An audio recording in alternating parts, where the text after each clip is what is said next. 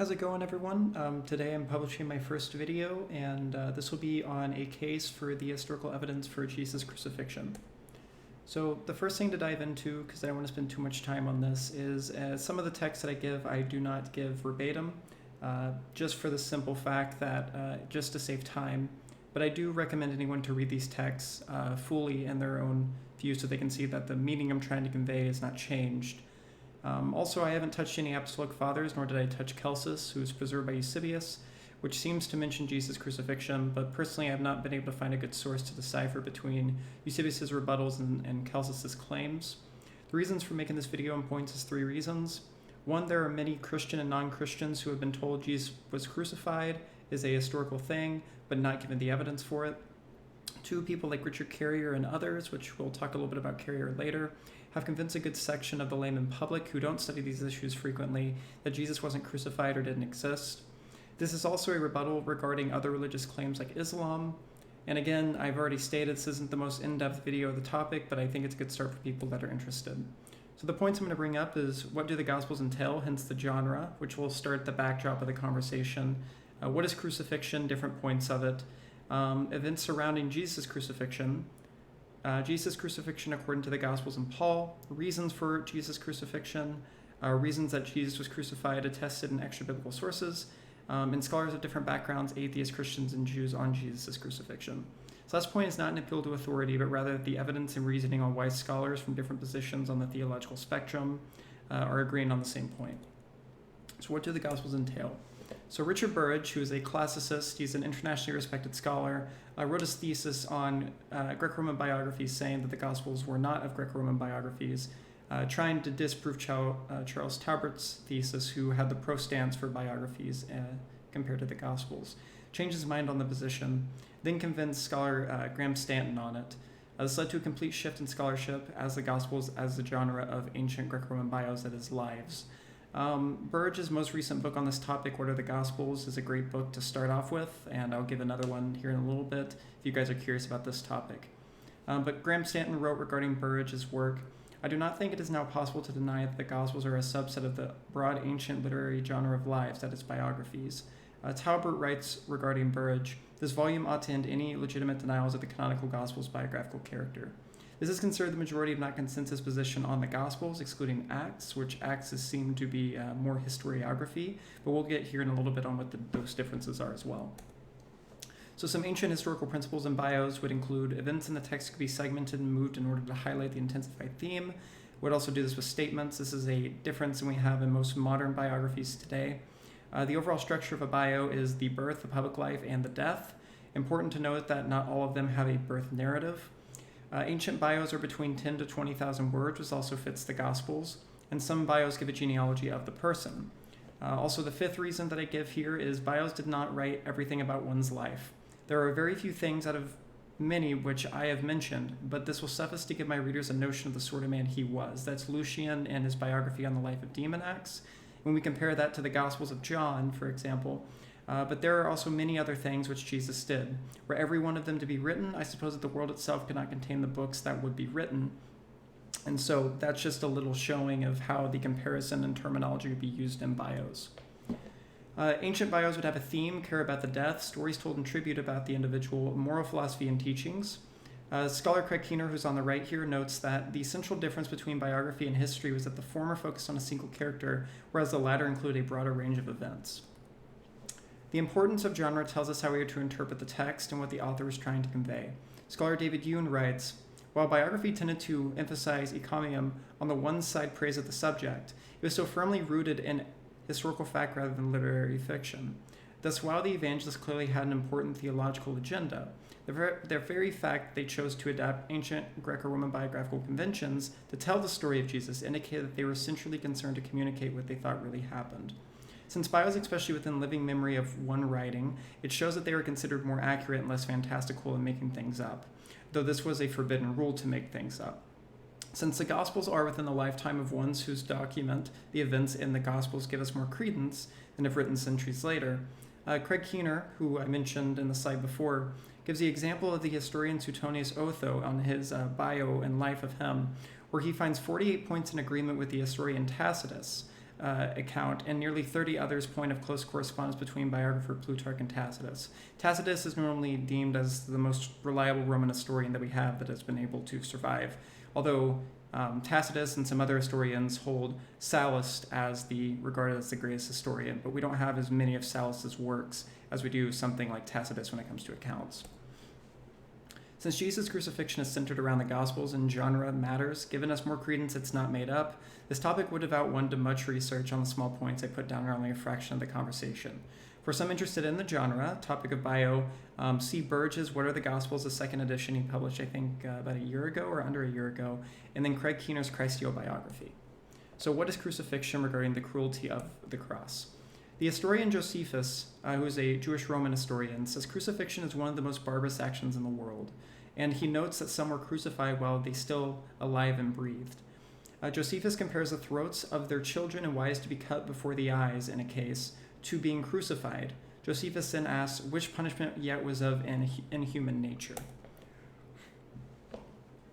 Josephus reports Antiochus IV crucified many Jews who were whipped with rods and their body were torn to pieces and were crucified while they were still alive and breathed. He also mentions after a revolt following the king Herod's death, the Roman governor of Syria, the number of those who were crucified on this account were 2,000. And for ones opposed to Alexander, he ordered about 800 of them to be crucified. Philosopher Philo of Alexandria, on the right, gives a place of Flaccus, the Roman prefect of Judea, that Jews were tortured and crucified for entertainment and theater, saying Flaccus commanded living men to be crucified, and the Jews were scourged, were hung up, were tortured on the wheel, were condemned, and were dragged to execution through the middle of the orchestra. And after this beautiful exhibition came the dancers and the buffoons and the flute players and all the other diversions of the theatrical contests. So for these examples and other showings not given of crucifixion, especially to the Jews, show the cruelty brought when this punishment was induced, in quality and also in quantity. And we'll continue that quantity part here soon by John Granger Cook. But reasons for crucifixion in Roman times for the Jews. A prominent scholar, Martin Hengel, who has sadly passed away, said that the reasons for crucifixion was its eternal value. This is also what Josephus writes when he says regarding crucifixion. The main reason why he did not forbid that cruelty was this, that he had hoped the Jews might perhaps yield at that sight out of fear lest they might themselves afterwards be liable to the same cruel treatment. Scholar John Granger Cook, regarding the number of crucified victims, says a conservative estimate of 30,000 individuals were crucified by the Romans, and in his work of Roman crucifixions from the Second Punic War to Constantine, he shows that this was the majority of crucifixions were during the Roman times. From these just small points in itself, it would not be hard to imagine someone like Jesus of Nazareth, who was in hot water between the Jews and the Roman government, would be crucified. But that's more of extrapolation. That's not what I'm trying to do here. So we'll continue to strengthen the case, but it's important to understand the backgrounds of crucifixion as we will continue within that. So various methods and practices of crucifixion. The methods were not always exact, though were various methods in pre- and post-tortures, including the cross and also differences in the shape of crosses. Yale professor John J. Collins in the Anchor Bible Dictionary writes, crucifixion normally included a flogging beforehand.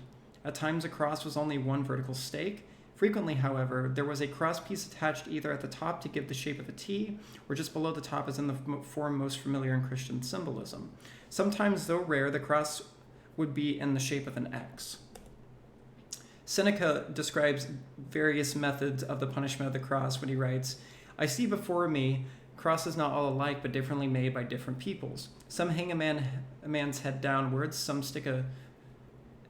force a stick upwards through his groin, Some stretch out his arms on a forked gibbet. I see cords, scourges, and instruments of torture for each limb and each joint, but I see death also. There was no unique Greek terminology for crucifixion in the sense of the English usage of the term. It seems clear enough that the semantic range of the terms in Greek of those two right there can and does include the general punishment by human suspension in its varied forms found in Greek literature, including those found in the Gospel's description of Jesus' execution. What is crucifixion and the Jewish connection to it? When it comes to Jewish understanding in Deuteronomy, allowed for blasphemers and idolaters to be hanged from a tree. This form of punishment later was accepted as one's being hung in suspension, thus crucifixion. Sanhedrin 6:4-5 talks about only the corpse of the blasphemer who has cursed God and the corpse of the idol worshiper are hung. A few sentences down asks, how do they hang the corpse out of one who is put to death by stoning? They sink a post into the earth with a piece of wood jutting out, forming a T-shaped structure. Regarding a century later, the temple scroll states that if one harms my people, the children of Israel, guilty of capital offense or an informant among my people, brought by 2 or more witnesses, the punishment is they will hang him on a tree. The temple scroll also applied crucifixion as a punishment in light of Deuteronomy. This is found in D.W. Chapman's work, I believe that was published in Oxford, on ancient Jewish and Christian perceptions of crucifixion. So events around the crucifixion according to the Gospels and Paul. So events leading to it would involve, that are deemed historical, would be things like, when it comes to Jesus being scourged and stripped by Roman soldiers is not considered unusual. Jesus being mocked and ridiculed as a king is not considered odd. Jesus nailed to a cross by his hands and feet, while implied in Luke and John, but not explicitly stated, is consistent with Roman procedures of crucifixion. That Jesus was crucified with 2 others is consistent with the crimes that would lead to crucifixion. And while comparing Jesus to Johannan's archaeological find of a crucified victim in the AD 20s, and also Seneca's account of varied practices and methods, it shows the varied methods used in this punishment. So Jesus' crucifixion in the Gospels and Paul. All 4 of the Gospels, from the earliest of Mark to the latest of John, attest to the crucifixion of Christ. Paul's undisputed Pauline letters, accepted by Dr. Ehrman and others, which is considered the majority view, mentions his crucifixion throughout. There's other mentions of his crucifixion in the Gospels and Paul, but most of my time I want to spend are on the extra biblical sources regarding this. So the reasons for Jesus' crucifixion. Reasons for Jesus' crucifixion seem to be based on chief priests as the main instigators for Jesus' arrest and being delivered to the high priest before being delivered to Pilate. However, the elders and scribes were present at the deliverings of Jesus and his arrest. His arrest, delivered to the high priest, and delivered to Pontius Pilate, these verses show that these individuals are shown there in the area. So this can be something like maybe like a private investigator that's checking out the Jesus ministry and what they're up to. A main reason for the outrage towards Jesus would be based on him asking for forgiveness outside the temple. It would outrage temple priests, also Jesus' activities like touching lepers, a dead girl being raised, a woman bleeding from a hemorrhage, table fellowship with tax collectors and sinners, and not following washing rites would all go against the purity laws, thus regarding it. After Jesus states in the temple teaching, "My house shall be called a house of prayer, and for all of the nations, but you have made it a den of robbers." In Mark, right after, it says, "The chief priests and scribes seeking a way to destroy him." E.P. Sanders, a well-known scholar that has studied Judaism and other forms of a Jewish background regarding Jesus, writes, "He was doubtless seen as having attacked it in this case, not just the priests, but most Jews. Probably even those only marginally observant would have been deeply offended. If we read Josephus and Philo, who we mentioned earlier, we surely cannot think that a thrust against the temple would have been offensive only to the priestly hierarchy. A true threat to the temple would raise the specter of a worldwide revolt. A minor gesture would generate strong hostility." So during the Passover, since Jesus' crucifixion was during the Passover, Josephus actually gives us the tension that spawned during this event. He writes, "For when the multitude were come together to Jerusalem to the feast of unleavened bread, and a Roman court stood over the cloisters of the temple, for as they were always armed and kept guard at the festivals to prevent any innovation, when the multitude thus gathered together might take. One of the soldiers pulled back his garment, and cowering down after an indecent manner, turned his breech to the Jews, and spoke such words as you might expect upon such a posture." So Josephus here is talking about that they would prepare multiple individuals that were armed and at guard during this event. It was during the time of Thanksgiving for the Jews. It was a very big thing where the Jews and the Romans would kind of have a time of peace, if you will. But we do know that Roman authorities had little patience with Jewish prophetic figures. Most crucifixions in Palestine were based off of political executions to stop seditious movements. This is to points of Jesus. If his movement were to continue to grow following the Romans could hold the Jewish leaders in Jerusalem accountable for the actions of Jesus for not keeping their own people in check, hence the Jews. So the last one we have here is going to be the blasphemy charge. Raymond D. Brown notes that if Jesus is being accused or arrogantly claiming for himself what belongs to God and thus insulting God, a few sentences down he writes, people could be put to death for insulting the God of Israel through arrogance as well as for naming the name. In accordance to Matthew's trial, Raymond D. Brown writes, according to legal testimony, Jesus said he was able to destroy God's sanctuary, which is clearly an insult to God. And then placed under oath, he affirmed he was the Messiah, the Son of God. And if one objects that Jesus had put on the high priest the responsibility of making him state that identity, you have said it, clearly and without reservation, Jesus himself claimed, yet I say to you, that his hearers from now on would see that him as the Son of Man sitting at God's right hand coming out of the cloud of heaven. This would be a charge of blasphemy.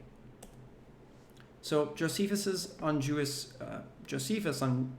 crucifixion, So the alleged doctored version of Josephus's Antiquities is that the translation by William Whiston is found in most all manuscripts, is still considered doctored by the majority view. With Christian interpolation involved into three parts, where it talks about he was the Christ, rose again, and the divine prophets foretold of his coming. And this is what the text says, the doctored version, the alleged doctored version. Now there was about this time Jesus a wise man, if it be lawful to call him a man, for he was a doer of wonderful works, a teacher of such men as received the truth with pleasure. He drew over to him both many of the Jews and many of the Gentiles. He was the Christ. And when Pilate, at the suggestion of the principal men among us, had condemned him to the cross, those that loved him at first did not forsake him. For he appeared to them again alive the third day, as the divine prophets had foretold these and 10,000 other wonderful things concerning him. And the tribe of Christians so named after him are not extinct at this day. When it comes to the miracle claim in the passage, expert scholar Geza Vermes finds it authentic in the Josephine passage, saying it is consistent with miracles associated with the prophet Elijah, which Josephus talks about in different other passages. So this is John P. Meyer, who's another Roman scholar like Raymond D. Brown. This is his trimmed down version, and this is considered the majority view when you remove the three components. At that time there appeared Jesus a wise man, for he was a doer of startling deeds, a teacher of people who received the truth with pleasure, and he gained a following both among many Jews and among many of Greek origin. And when Pilate, because of an accusation made by the leading men among us, condemned him to the cross, those who had loved him previously did not cease to do so. And up to this very day, the tribe of Christians named after him has not died out. But there is more regarding Josephus. So Michael Licona, Gerd Thiessen, Annette Martz, Robert E. Van Voorst, and others feel that the trimmed down version by Meyer doesn't do justice for Josephus. Licona gives an argument, as I'll show in the next slide, but also here, a optional view of Josephus, including the resurrection. And when Pilate, because of the accusation made by the leading men among us, condemned him to the cross, those who had loved him previously did not cease to do so, for they reported that he appeared to them alive. And up until this very day, the tribe of Christians named after him has not died out. And these are Licona's reasons for the resurrection, including Antiquities passage. Josephus was situated geographically, chronologically, and vocationally. He was raised in Jerusalem in the late 30s to 50s, exactly where the head church the apostles preached around, making it likely that Josephus and his father had even heard the apostles themselves preaching. If Luke is correct in Acts, then some of the Pharisees were proclaiming the message. Since Josephus and his father, both priests, make it likely they heard this message, especially from colleagues who were critiquing this heresy. Josephus was familiar with being a Pharisee, so he would have had a special interest in spiritual matters, having close relations with Pharisees and Jewish priests during the period of Christianity's growing message. Also, this version, including the raising of Jesus, is found in all extant manuscripts, Greek and Latin. The majority view of Josephus currently. The majority view of Josephus is it's authentic when the three components by Christian scribes is removed. Late James D.G. Dunn writes that there's a broad consensus among scholars regarding the nature of an authentic reference to the crucifixion of Jesus. Late John P. Meyer finds it wholly fantastic to denote the entire passage as inauthentic. Late leading Josephine scholar Louis Feldman lists 87 discussions on the authenticity of the passage between 1937 and 1980, the majority of which Josephus mentions Jesus but was doctored by a Christian later on. Both Feldman and Meyer agree that if the three questionable components are removed, there are good reasons for Josephus writing this text. Jewish scholar Geza Vermes writes that declaring the whole notice a forgery would amount to throwing the baby with the bathwater. Indeed, in recent years, most of the experts, including myself, have adopted a middle course, accepting that part of the account is authentic. Also adding to the list of authenticity is Josephine scholars Alice Wheatley on Josephus on Jesus and James Paget's book on Some Observation. So Richard Carrier being carried away about Josephus. This is the main thing that it comes when people view Josephus as a forgery. On February 15th of 2017, Jesus mythicist Richard Carrier made a post titled, Josephus on Jesus, Why You Can't Cite Opinions Before 2014. Carrier goes on to cite multiple scholars, even some that disagree with his conclusions that he says that they prove, like G.J. Goldberg and Alice Wheatley. Nevertheless, he cites a study by Paul Hopper and a more influential study by Ken Olson. The main point for Carrier is we cannot look into the past before 2014 because of these so-called field-changing studies on Josephus. Nevertheless, these studies have only influenced little to none with Josephine scholars. Regarding Olson's more influential study on the Eusebian forgery of the TF, Sabrina Inoualaki says that this has not found support among scholars. It's important to note that this comes in 2016, breaking Carrier's alleged can't cite opinions before 2014 in a companion to Josephus by Blackwell. Paul Hopper's study as well has not mounted to anything more than little to no support among current scholars studying Josephus. For those influenced in Richard Carrier's work as disproving Jesus, it's important to note in his book on the historicity of Jesus why we might have a reason for doubt. It's important to mention it has found little to no impact on scholarship, and throughout the book, Carrier relies on his work and the cited sources some 50 plus times throughout the work. If some are interested in a video on Richard Carrier, I have no problem making one. I can compile that. So, Roman historian Tacitus on Jesus. Classicist Arnaldo Mamgliano says that Tacitus was a writer whose reliability cannot be seriously questioned. Tacitus writes in the Annals, "But neither human effort nor the emperor's generosity, nor the placating of the gods ended the scandalous belief that the fire had been ordered. Therefore, to put down the rumor, Nero substituted as culprits and punished in the most usual ways those hated for their shameful acts, whom the crowd called Christians. The founder of this name, Christ, had been executed in the reign of Tiberius by the procurator Pontius Pilate. And the movement was suppressed for a time. The deadly superstition erupted again, not only in Judea, the origin of this evil, but also in the city of Rome, where all things horrible and shameful from everywhere come together and become popular." The Annals in particular showed Tacitus to have been one of the greatest of historians, with a penetrating insight into character and a sober grasp for the significant issues of the time. This is M.C. Howitzon's edition of the Oxford Companion to Classic Literature, the second edition in 1997. So, reliability of Tacitus in the Annals passage. The passage is not seriously disputed, and given execution, this would refer to crucifixion based off of Roman methods and the claims made prior in the first century of Jesus and his punishment for his death. This would include regarding when Jesus is crucified. It's normally add with Pilate. It's not add with Pilate, then it says exactly being crucified, or it says executed if it's not with Pilate. It also would be hard to imitate Tacitus' style in Latin. There are no signs of Christian influence. Tacitus is more interested in Nero, not the Christians. It would also be hard to think that a Christian interpolator would write such harsh things about Christians.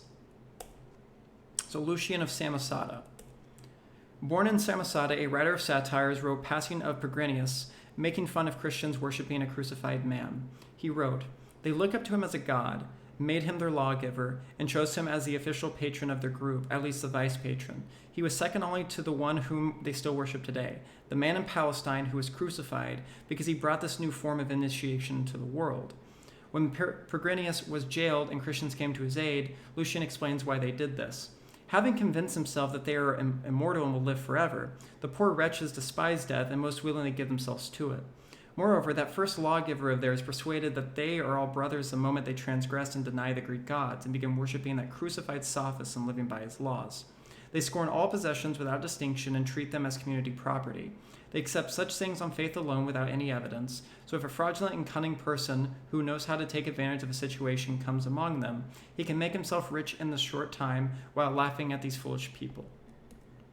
Here's some scholars on Jesus' crucifixion, and we'll wrap up. Professor Helen K. Bond writes that Jesus of Nazareth was crucified under Pontius Pilate, the fifth prefect of the imperial Roman province of Judea, is one of the surest facts of Christianity. Professor James D.G. Dunn writes, "Two facts in the life of Jesus command almost universal assent. They bracket the 3 years for which Jesus is most remembered, his life's work, his mission. One is Jesus' baptism by John, the other is his death by crucifixion. Because they rank so high on the almost impossible to doubt or deny scale of historical facts, they are obvious starting points for an attempt to clarify the what and why of Jesus' mission." Professor of New Testament at Oxford, Christopher M. Tuckett writes, "One of the indisputable facts about Jesus is that he was crucified." John Dominic Crossan of the Jesus Seminar says, "Slightest doubt about the fact of Jesus' crucifixion under Pontius Pilate. That he was crucified is as sure as anything historical can ever be." Scholar Paula Fredrickson, who's not a Christian as well as some other ones I named, "The single most solid fact about Jesus' life is his death.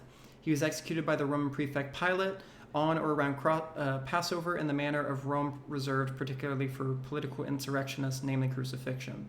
New Testament scholar Bart Ehrman, who is an agnostic atheist, "One of the most certain facts of history is that Jesus was crucified on orders of the Roman prefect of Judea, Pontius Pilate." Jewish scholar Geza Vermes writes, "The passion of Jesus is history." Now, before I get to the conclusion here, I just want to say that if we kind of wrap up what we're doing, we've got Lucian of Samosata, Josephus, Tacitus, the Gospels, and the genre of the Gospels being Greco-Roman biography dealing with historical events by their own genre.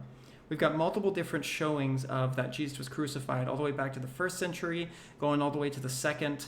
And I think Lucian is in the 2nd as well, so about 1st to 2nd century. If he's in the 3rd, then it would be 1st to 3rd century.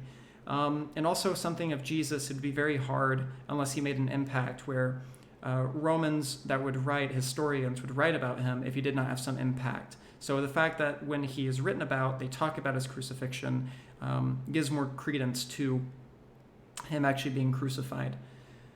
This isn't everything, but a cumulative case for Jesus' crucifixion. Hopefully this can reach out to people along the theological spectrum in beliefs. Atheists, Muslims, Christians, etc. can benefit from this research. Mara bar Serapion was not added for crucifixion because it says the wise king was executed. It doesn't mean terminology for crucifixion, nor connections to Pilate regarding Jesus. Extrapolation would be necessary. Though I think it fits, it's not clear how he was executed. As I stated before, please check out this for yourself if you have time. I will try to be honest in my approach, but sometimes I'll be faulty, as we all are. Please review and check this yourself. And if anyone needs any sources of some of the material to check regarding this topic, I have some PDFs that you may benefit from regarding this. So that's basically it. I hope you guys enjoy. It's kind of a shoddy video, I understand. They'll get better as I continue, but this is a good amount of information to start with. Have a blessed day.